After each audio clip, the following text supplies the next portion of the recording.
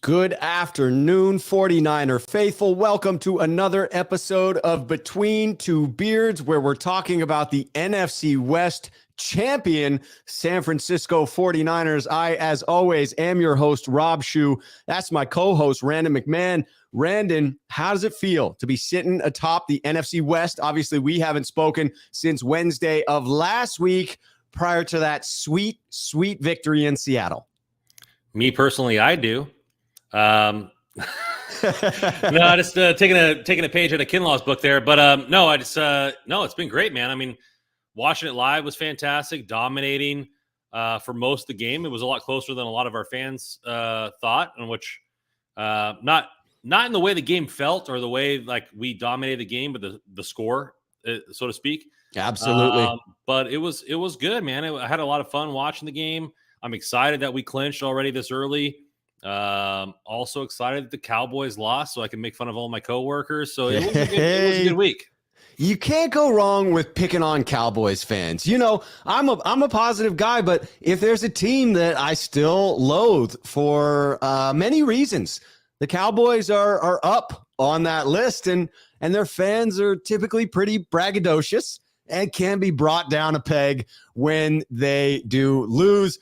Want to say what's up to those that are here in the chat. The Stivers Niners 209 show coming in to support the Niners. Raphael 562 always coming in to say what's up to myself, Randon, the sneakerheads, and everyone, because Raphael is inclusive and he does the good deed of reminding folks that they should, in fact, like the video, subscribe to the channel, go down into the description of the video and go follow Randon on Twitter. Go subscribe to his YouTube channel and go watch Hockey Royalty Podcast. All of those links down below. Spy Nick Danger is here. Rich Hidalgo is in the building.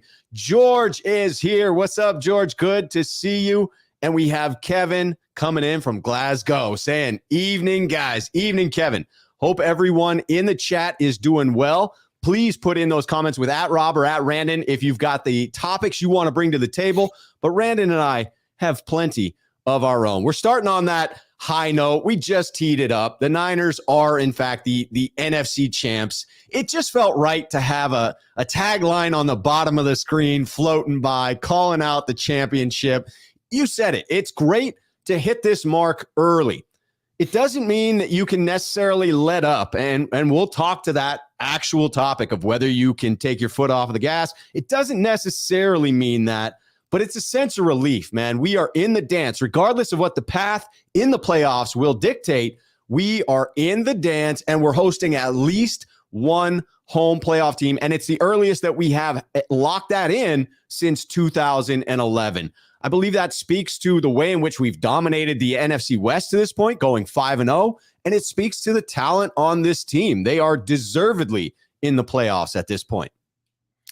Yeah, the division. I'm going to say the rest of the division hasn't been as prime as we thought it would be, but you also got to hand it to the Niners for handling their own business, right? You always say just win the games in front of you, and that'll take care of itself. So not worrying about whether the Seahawks will be there or the Rams falter or this or that.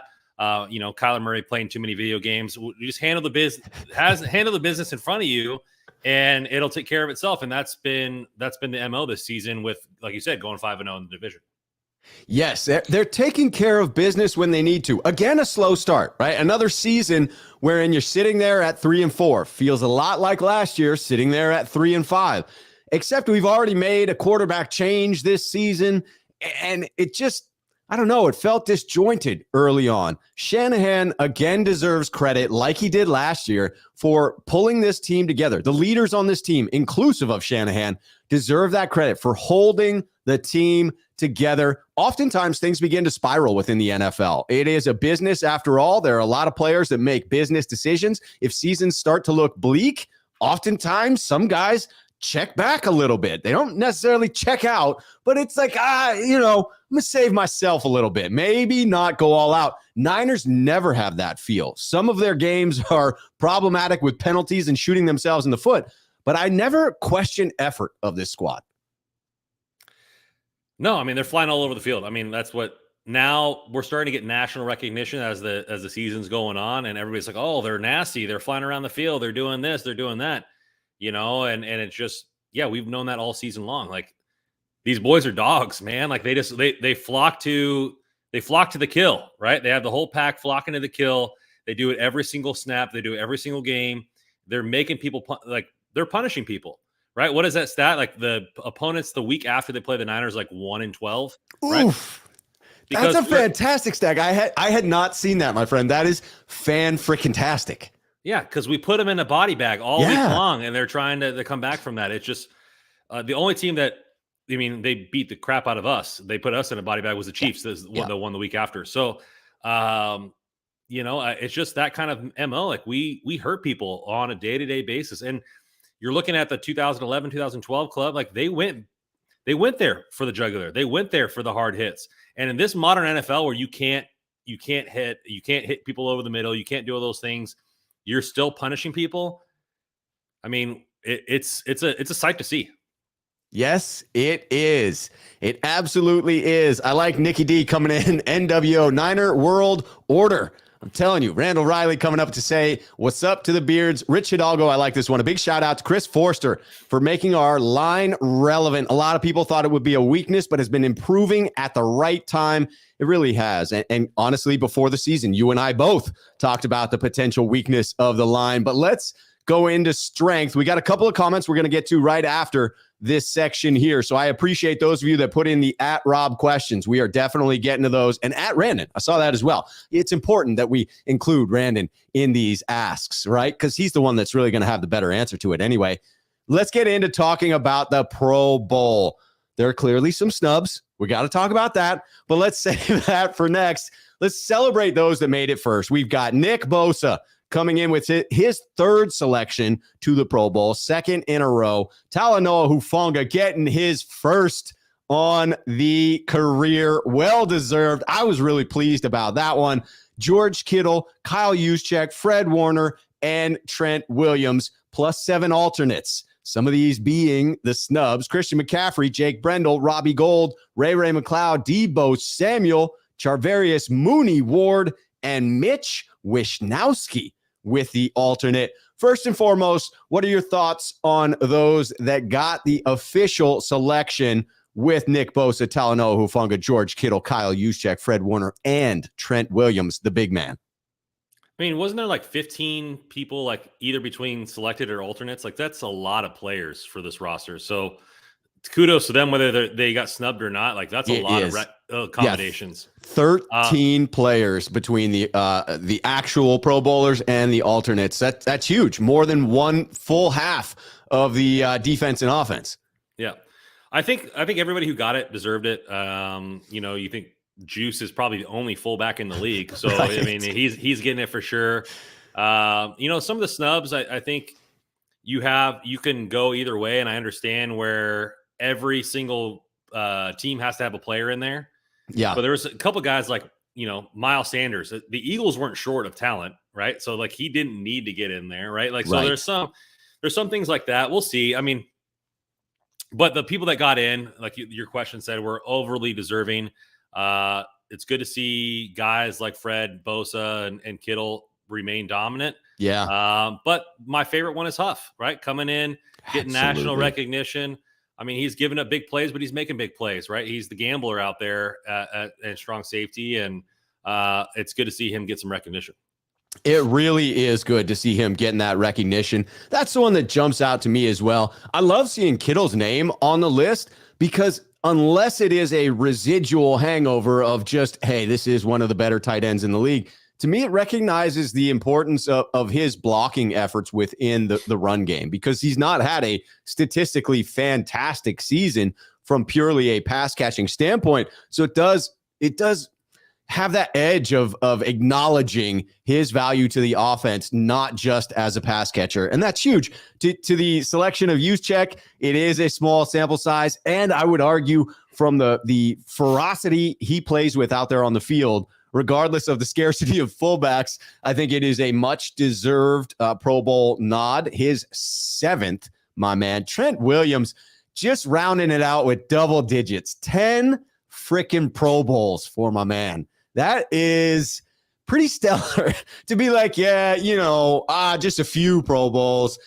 That's just the kind of career that he's had, just the type of reminder of how special it was to make the trade, instantaneously switching from Joe Staley to Trent Williams. What a transition. What a win by our front office, John Lynch. Just have to give credit, because at the time, there was some speculation. There was questioning. There was, I don't know, when he got the big contract, is that too many years? To this point, I mean, it just, all those moves have been proven correct in my mind. But you nailed it. Talanoa Hufanga getting that nod in his first season as a starter. Very special. I thought it was going to take a year for it to catch up, quite honestly.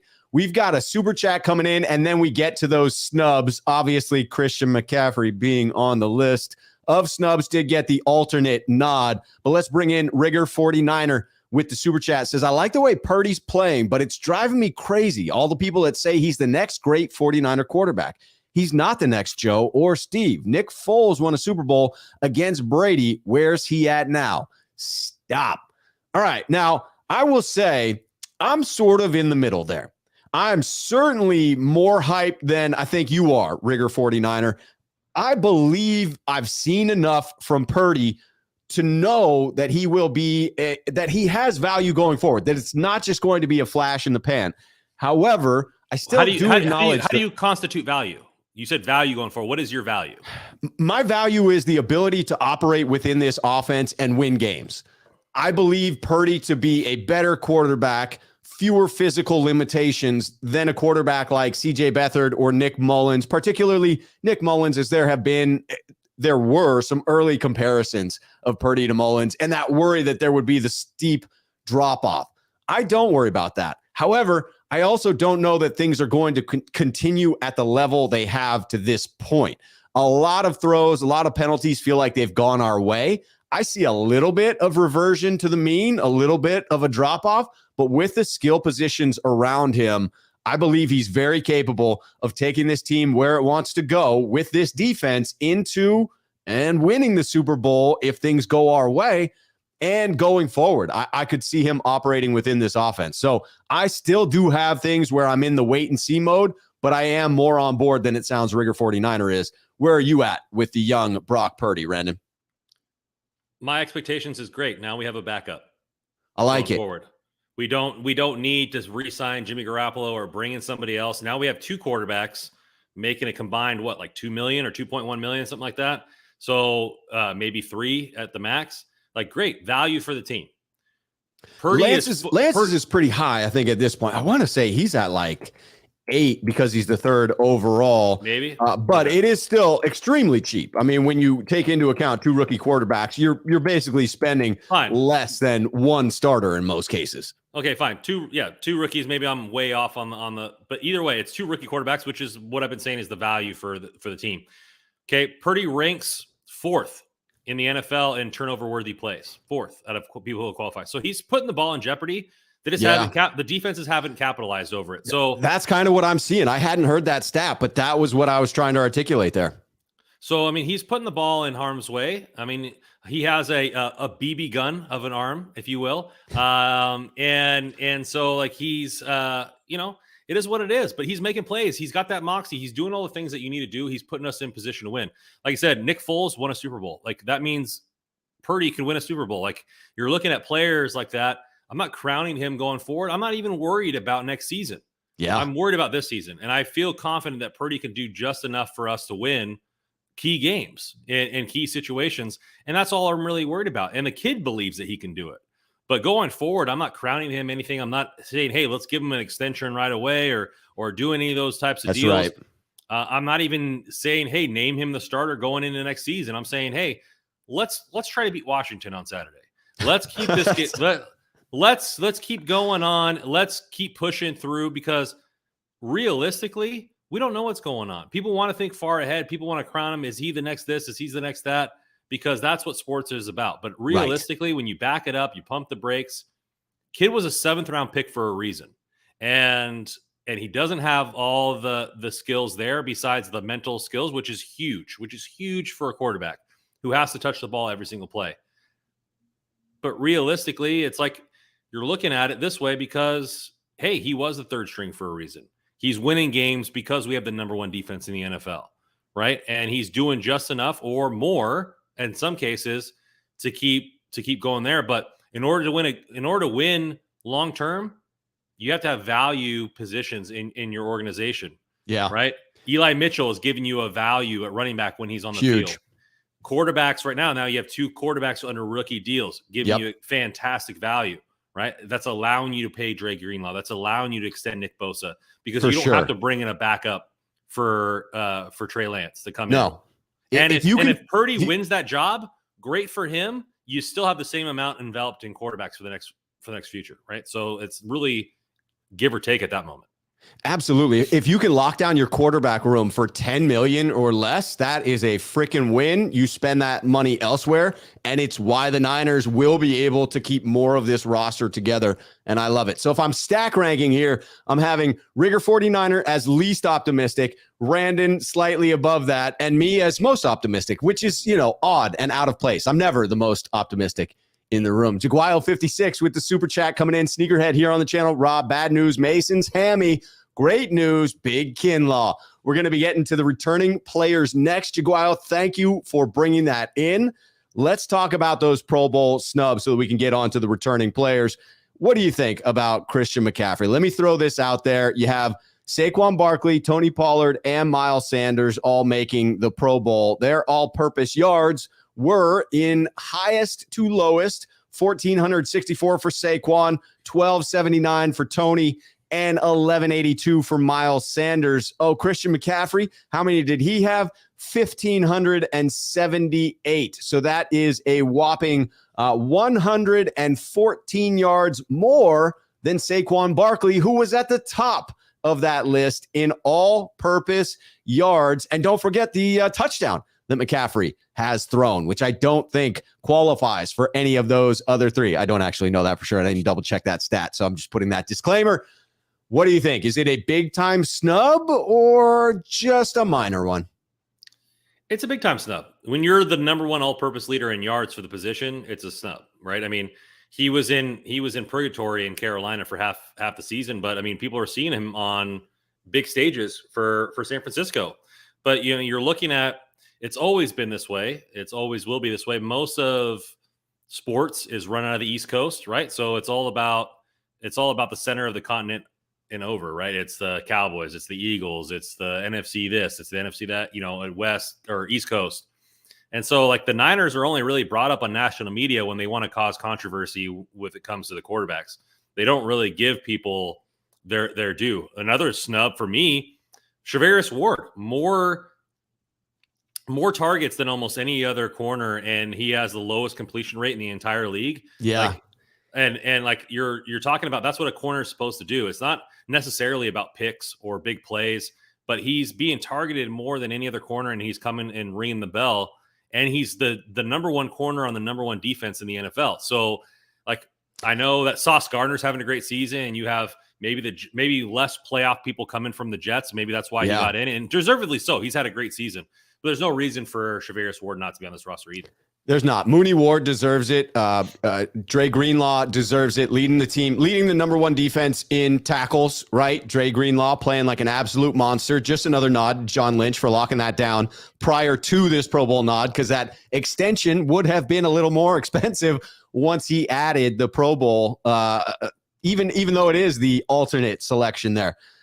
I do believe Mooney deserved it as well. Eventually, you get to a point where they can't all make it. But to your point about how effective he has been against the pass and then against the run, he is the number 1 rated cornerback against the run. I believe still to this point has not missed a tackle there. It's wild. I mean, he has been playing lights out. Again, being in San Francisco probably doesn't help. Just ending on that last point that we were talking about with Purdy, we got the comment coming in, Rigger 49er. A lot of people agreeing with this sentiment. Says, Rob, that's exactly my point. Let the kid play. Don't call him the next 49er great until 5 years from now. I think you have agreement from all of us in that regard, although my excitement level, again, a little bit higher than both yours and Randon's. All right, but you won't be able to stop it though. If he wins number 6, oh my God, it'll be anarchy. Oh my God. It'll be anarchy, and you won't be able to stop it there. Forget about it. John B saying it succinctly says Rob and Randon rolling with Lance and Purdy for the next X number of years allows the Niners to pay guys like Bosa and other studs sooner before the market for a quarterback becomes a massive hit. Yes, it does. That's the advantage. The 49ers have to take advantage of that. Let's talk a little bit. Jaguayo teased this up. There are returning players. Really, just Javon Kinlaw is the big news. He is looking to be activated this week. It is big news with both Kevin Givens and Hassan Ridgeway both down. The other piece of news was from Shanahan today, just acknowledging that Elijah Mitchell is still on track to return in that original timeline that was given, which was that 6 to 8 week range. And he would then become, so long as Kinlaw is in fact activated when that is filed with the league, Kinlaw and Mitchell become the 7th and 8th players to return from IR, thus sealing the fate of anyone else who is on IR or put onto IR this season. Now, I saw this earlier. I'm going to try to find the chat just to give credit to whomever did ask it. But the tease up for this question about Kinlaw that I want to pose to you, Randon, is, do you think that he makes it the rest of the way? What is your level of optimism that Kinlaw is elevated, plays, and continues to play through the playoffs as deep as the Niners are able to make it? 10%. I mean, he's never shown us otherwise, right? So, and like, I don't understand Kinlaw. Like, Kinlaw's not my favorite person, to be honest with you. Like, sure. Like his interviews, like me personally, I do like 4 or 5 times, like making, like the reporters are just trying to do their jobs, right? And like, and I understand he's probably upset. Like, rumor is that he's been ready since October. So he's probably upset trying to prove himself. So like, I get it. I get it from his perspective. Like, you were drafted first overall. You're getting all this hate, all the nonsense in the offseason. Yeah. Saying he's a bust, being compared to DeForest Buckner, all et cetera, et cetera. So like, I get it for him. He wants to come back and lead this defensive line with Armstead going forward and kind of push through the playoffs. I understand his qualms. He's not a great interview. He's not a great this. He's not charismatic. Like, I mean, I just don't understand. Like, I get it. He's upset. Yes. But that's not the reporter's fault. Like me personally, I do like 6 times in a row, no matter what the question was, is ridiculous. Right? Like, that's why you didn't know what I was saying when we started this podcast when I said that. Right? So like, it's just the same thing going forward. I don't believe I have zero faith in Kinlaw staying healthy through the entire, I said 10%. So 10% faith, but like, prove it. Like, prove it to me. Right?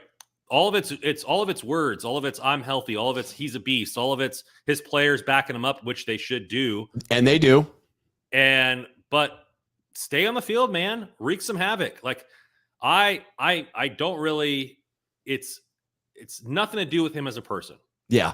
Like I said, it's nothing to do with him as a person. I know the fact that he wants to be on the field, he wants to prove himself, being a first overall or first round pick and being, labeled as a bust probably is not the easiest thing to do in the world, right? And you have to mouths to feed, probably not the easiest thing to do in the world. So, like, I understand, man, but like, be a little bit more charismatic, be a little bit more excited. Like, you're coming back playing football. Like, the team's in the playoffs. Like, you're going to get a chance to show what you can do if you can remain healthy.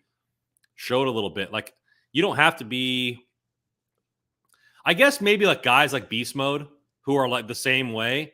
Yeah, except for Marshawn Lynch ran for like 1,400 yards. Right. So that's like a different scenario. He can do all the, the hooligan stuff and be on the podium for like 10 seconds, answer one question and leave just so he's not fined.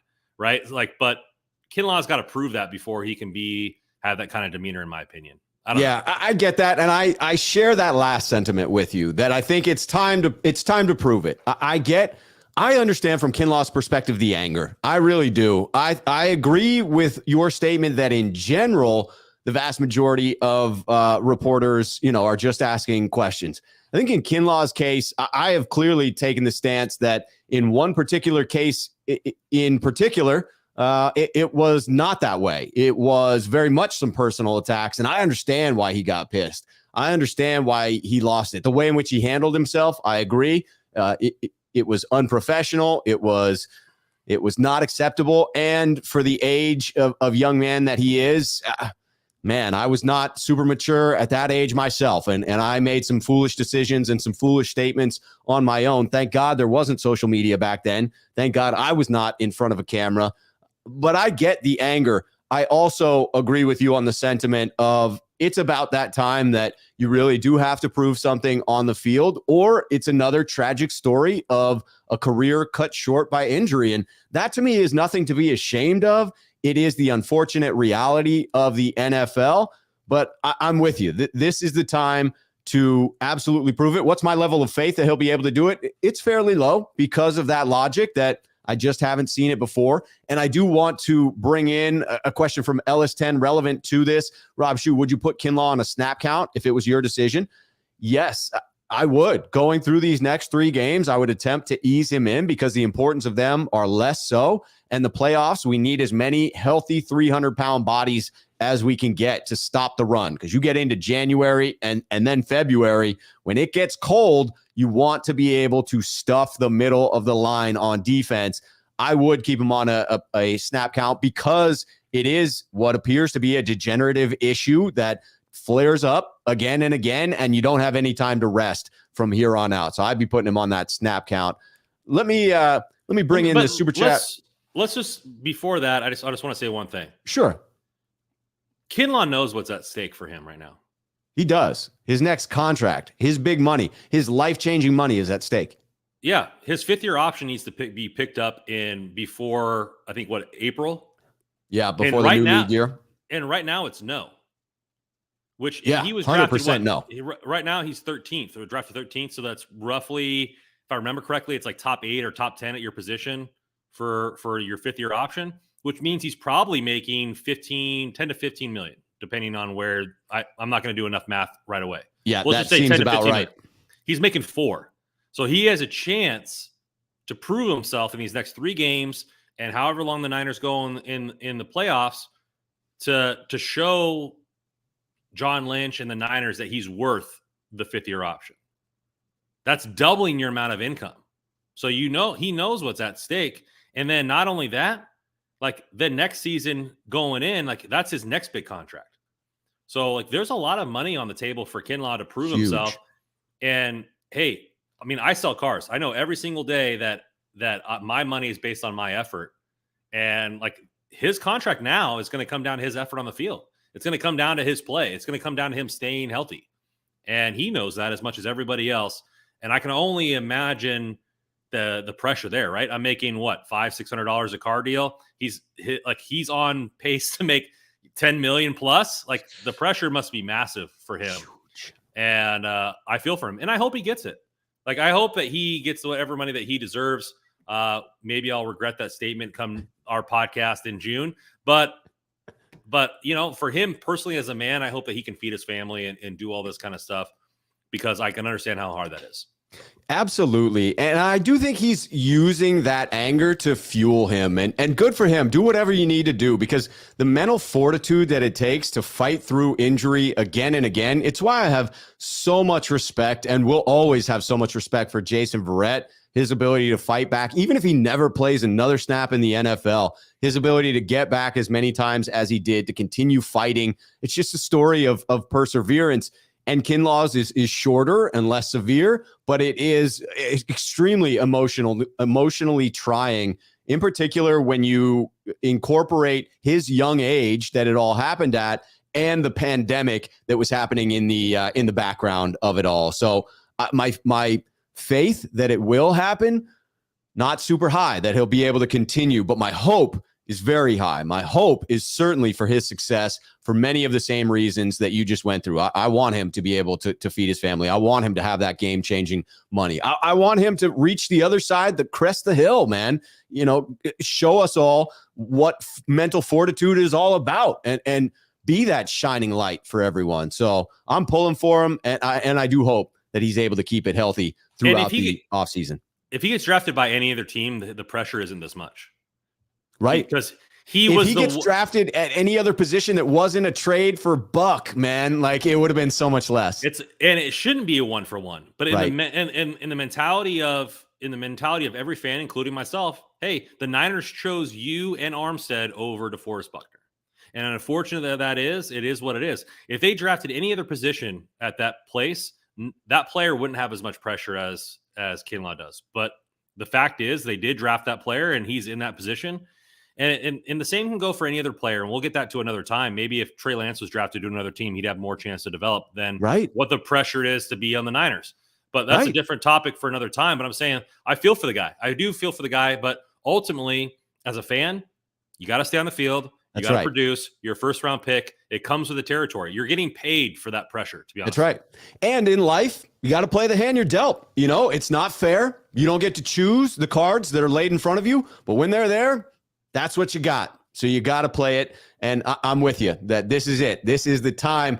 Patty Grimes coming in asking for a favor. Says, excuse me, please, San Francisco, can you help the Lions out by beating Washington? Patty, we would gladly oblige that. We would love to help out the Lions, so long as, you know, you don't take it out on us when we get into the playoffs and potentially host you guys at Levi's. You know how it is. You just gotta be kind to us in return. All right. My least, by the way, for you, Patty Grimes, my least, the team I want to play least in the playoffs. The Lions, they are surging, absolutely surging, man. And 6-1, their offense is dynamite. They're getting a first-round pick in Williams from Alabama, healthy by the playoffs. I mean, he's already playing some snaps. That defense is making some stops here and there instead of being an absolute sieve. Like, that team is going to be reckoned with, and that's the least team I want to play in the first round. And I think a guy like Amon-Ra St. Brown is exactly the type of receiver that we struggle with, right? Look at the stats that Cooper Kupp continually can put up against us. Now, I'm not saying that Amon-Ra is quite at the level of Cooper Kupp yet, but very similar in stature and ability to create space and get those catches, rack up the catches and yards. All about that in my fantasy football league because I got good value on Amon-Ra St. Brown. All right, closing in on injuries. It is just a note here that Jordan Mason was pulled from practice yesterday, said it was a tight hamstring. So it's undetermined whether or not he will be playing. But if he's down, my question for you, Randon, is do you think TDP gets some carries? Shanahan said today that he was so close to earning himself a spot when he had that high ankle sprain, and then Jordan Mason earned the spot with his special teams play, just sort of bounced TDP out of the rotation. If he gets a shot, does he get the carries? Will he capitalize on it? I hope so. I mean, we can't keep throwing around third-round picks for nothing. Like, I want to see some return. Are you sure? It feels like we like to do it at this point. It feels like Oprah, like you get a third-round pick, you get a third-round pick, right? I mean, it's just but no, I hope so for the kid, right? I mean, again, he's drafted in a situation where expectations are high, right? Like 49er fans are pissed that he got even drafted in that position. Not his fault. He comes in to a situation where, hey, the Niners are the best running franchise in the NFL. He needs to be doing this way, and he's not playing there. So I like TDP. I like the way he runs. Like I said, I mean, it's not a great analogy, but I think he runs like a drunk driver, right? Like he's pinballing over. He's pinballing all over the place, right? Just pinballing from one telephone pole to the next. Yeah. So, I mean, I like it. I mean, I like Mason too. And so I think that, but Mason, if Elijah Mitchell gets injured again, which he might, or he doesn't come back, he might not. Mason's going to be like necessary for the playoff run. And these guys are going to be used at the end of the game when closing out the game. So if we're up, I'm fine with TDP getting some rub, coming this week and getting some carries. And instead of giving Mason 10, 15 carries on a tight hamstring or tight quad or whatever, I'm fine with giving TDP some run if we're winning that game. Amen to that. Randall Riley, sneakerhead here on the channel, says, Mini Marshawn, please.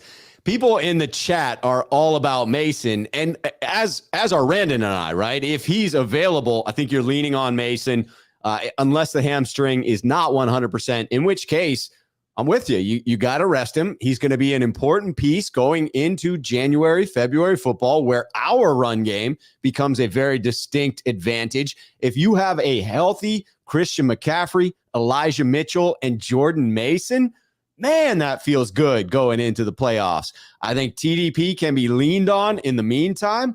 Show us that, yes, we have a stable of healthy running backs. And if we need to lean on someone because injuries are absolutely a thing that happen within the NFL, then we can lean on TDP. So it would be encouraging if in fact we did see some carries, we're going to need to distribute the carries a lot against Washington. We'll talk about this when we get into hosting the Commanders next, but it's absolutely going to be a game of time of possession in this one.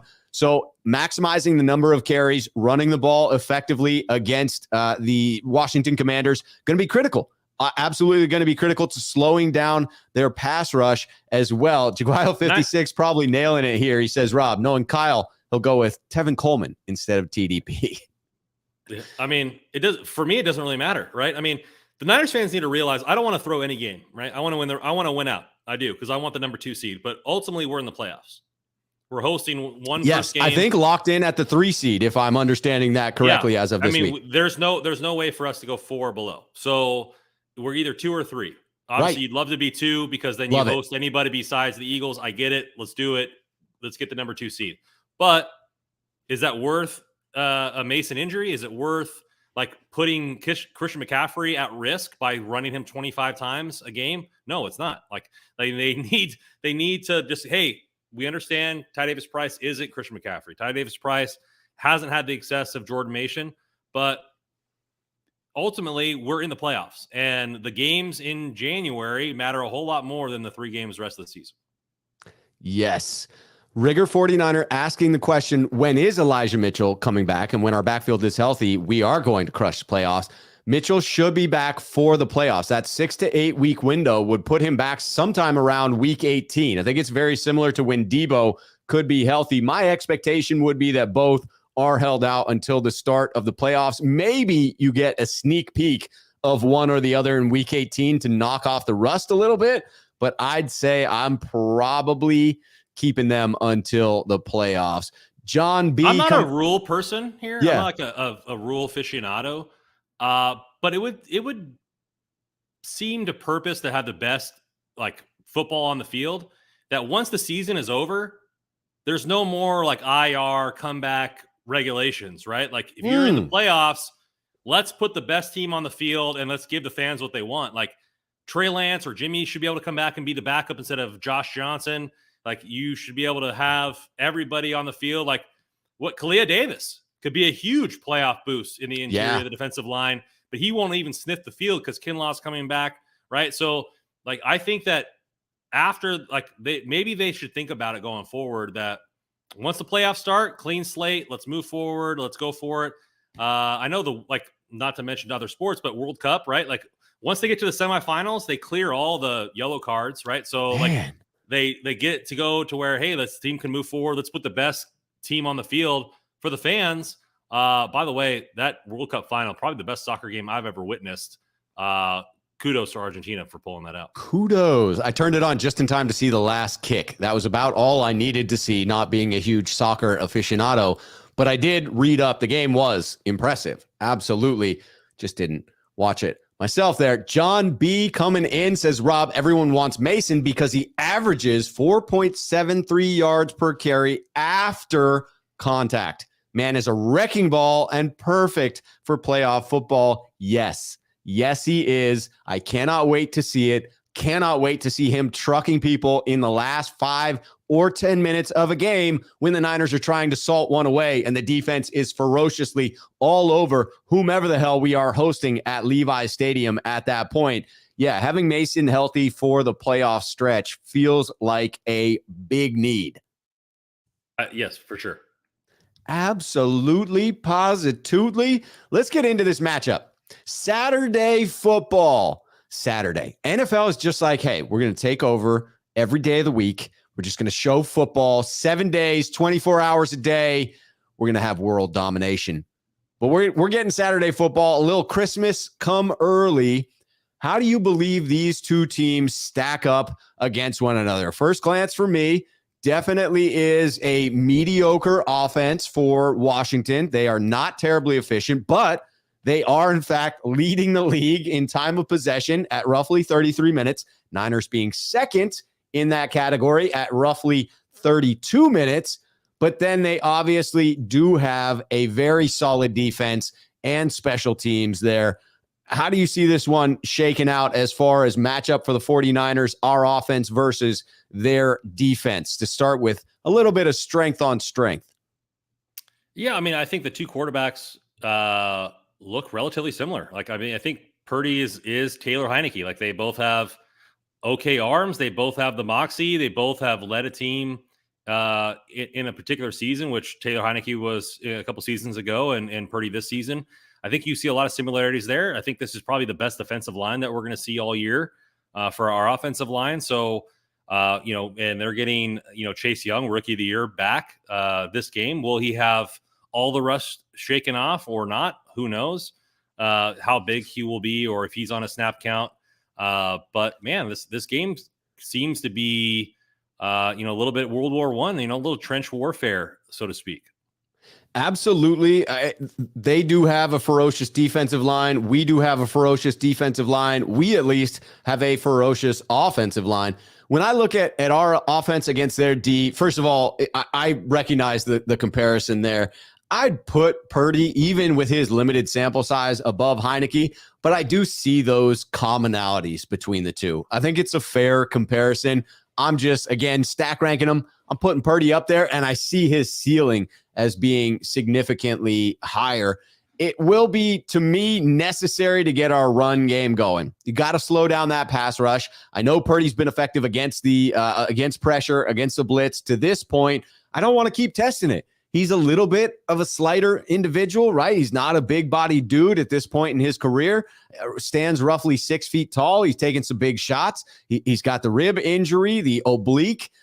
I would like to see his uniform fairly clean in this one. Feels the best way to do that would be to establish the run game. Christian McCaffrey was just snubbed in the Pro Bowl. I saw someone posting, hey, last time he was snubbed with a Heisman Trophy, he went off in the next game. So you might just see an angry Christian McCaffrey letting loose. If TDP gets an appearance, hey, his legs are absolutely fresh. And I know we're joking about it, but you could honestly see Tevin Coleman. I mean, Shanahan has shown he is very comfortable in elevating Tevin Coleman. And so I could see him having another spry game. He's got older legs, but he's got a few solid games in him for sure. He was hitting the edge last time he came in quite well. So to me, that key offense against their defense to slow down the ferocious pass rush is get the run game going, control that time of possession, and keep our defense rested so that number one defense can feast against Washington's offense. How do you see that bit of a mismatch? Obviously, Washington's offense not ranked in the top of the league, and certainly not in efficiency. And then 49ers defense most certainly being ranked top in the league as far as ferociousness, efficiency, you name the metric, they are leading the league in that. How does this shake out? Is Washington able to move the ball in this one? I think this game comes down to how this matchup. And the reason being is that if the game is close, Washington, as well as or as bad as their stats show, they have playmakers at every position. They do. You have Antonio Gibson. You have Brian Robinson, who have both shown in different games this season that they can carry the workload. Yep. You have finally Pro Bowler Terry McLaurin going to be one-on-one with Shavarius Ward most of the game if Ward tries to follow him. Or will they do the Mitch match and try to have him against Lenore, who's had a good season? Dwami Brown's finally coming on, the deep threat.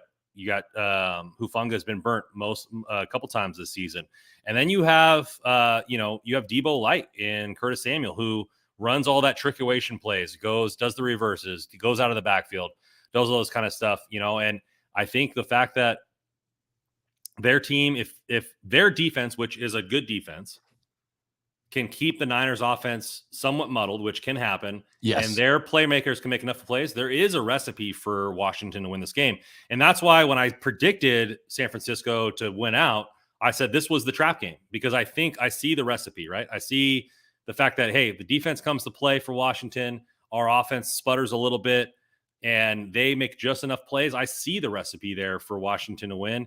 I just don't think I want to bet on the defense for the Niners, right? You have to bet on the favorite, right? It's easy. It's nice to bet chalk, but yes, we've all witnessed enough sports to see that it's not always the case.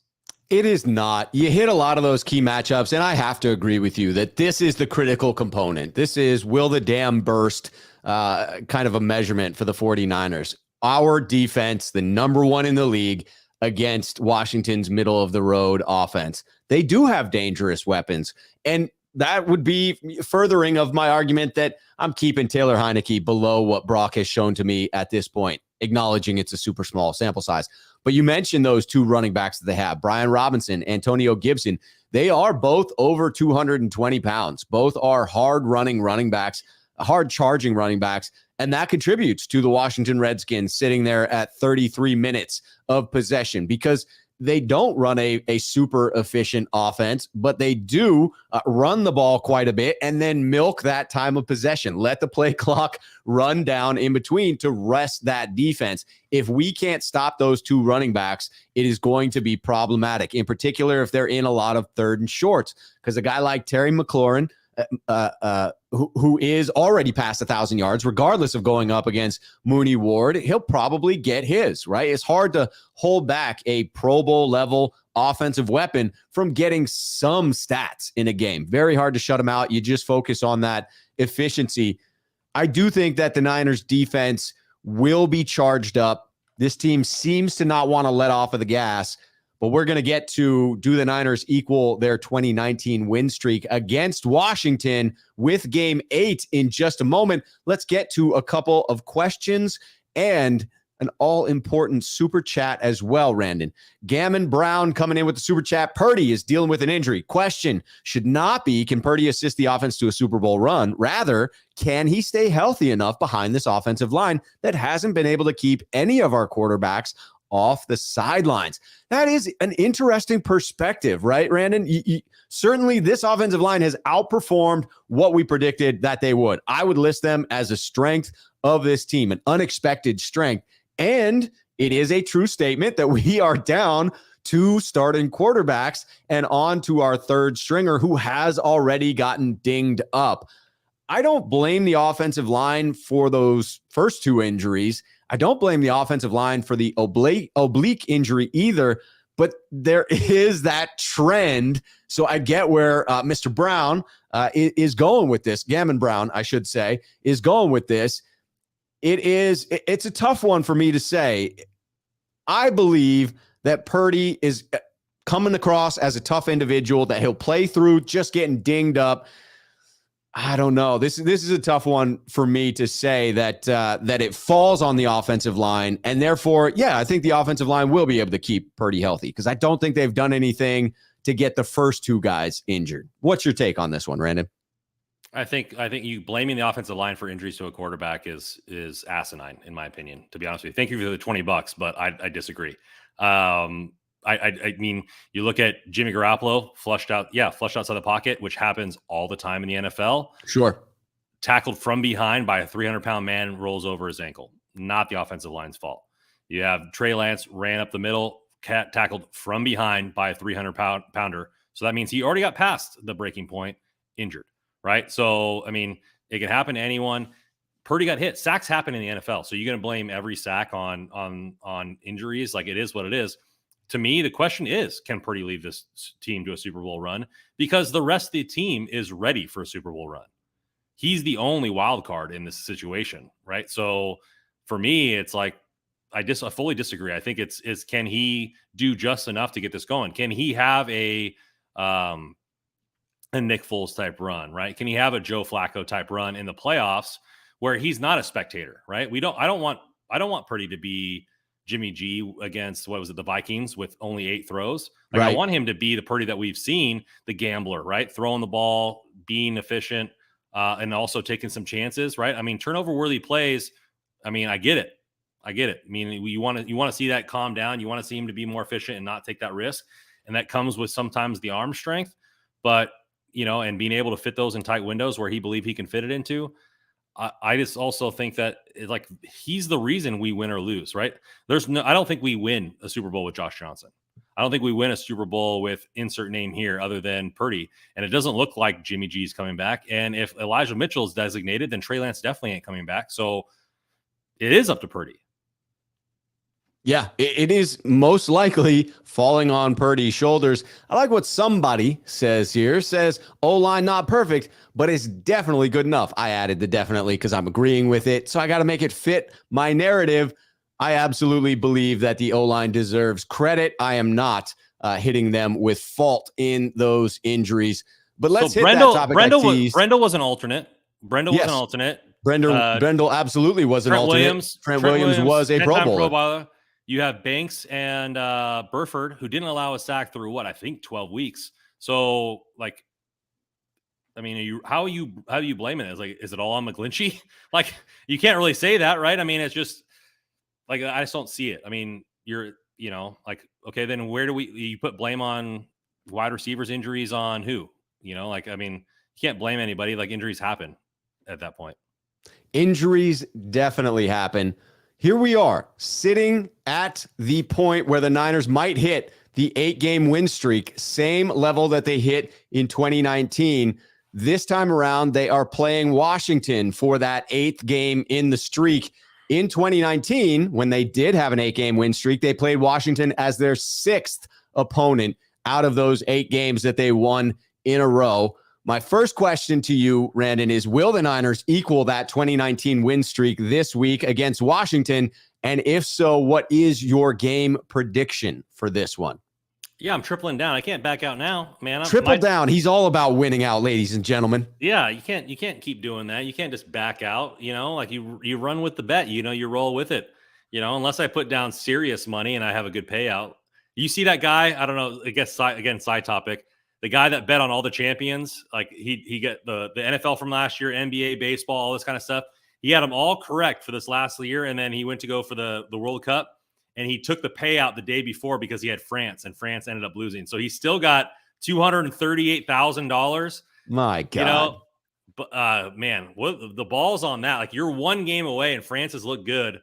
And you back out last minute, take the 238, man. Props to him. But that is a wise gambler right there.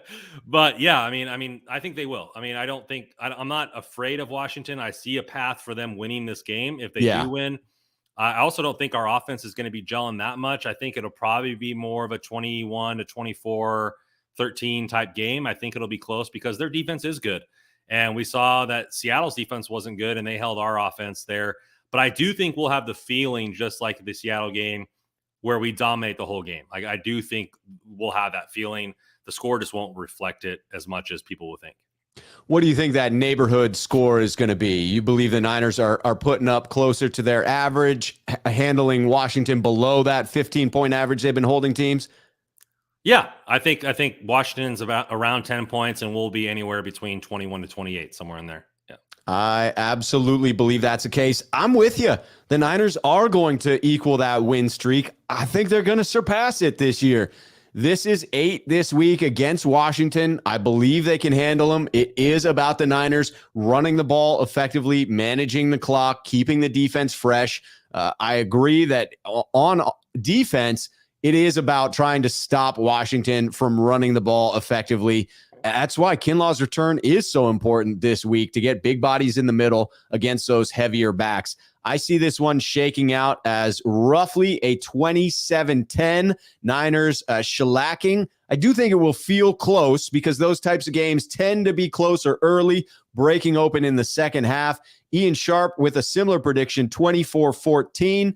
Randall Riley is right there with me, 27-10. Book it. I mean, I said it was going to be 27-10. If Randall says book it, that means I'm already right. We can place the wager, and I'll just collect my winnings. I mean, should I put down 10 grand, 20 grand? It's just easy money at this point. Tom Bragg saying Niners 23, Washington 13. Rigger 49er 31-10 Niners. I like these score predictions. Couple of quick hitters as we go here, Randon. I'm going to be on with Jack Hammer on his channel coming up at 5 o'clock. So tune in there afterwards. But let's hit these quick hitters first.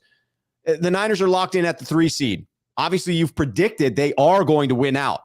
You've acknowledged they may not, but your prediction is they will. What's the importance of winning out? Is it important to strive for the 2 seed? Is it important, as George Kittle said, to go in hot? He said, hey, man, I hope that no one's saying we're coasting now because we're guaranteed a 3 seed.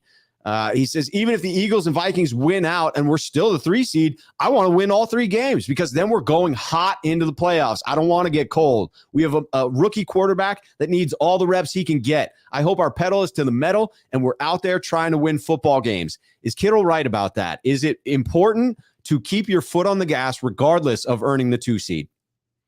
If the players are healthy, then they should play. If they're, like we talked about with Mason or insert name here, like there's no reason to rush back Debo. Like those types of things, take precautions. Otherwise, play. Like the 2nd seed is important, right? I mean, yes, you want to have that run because say we're the 3rd seed, right? And then the number 2 seed is Minnesota. What if they keep winning? Then we have to go into Philadelphia earlier than the NFC Championship game, right? It just makes your road to the Super Bowl a little bit more easier. You're not relying on the Niner faithful to travel, which they do travel well, but we've seen in the past, Seattle locking down ticket sales to only people in their zip code.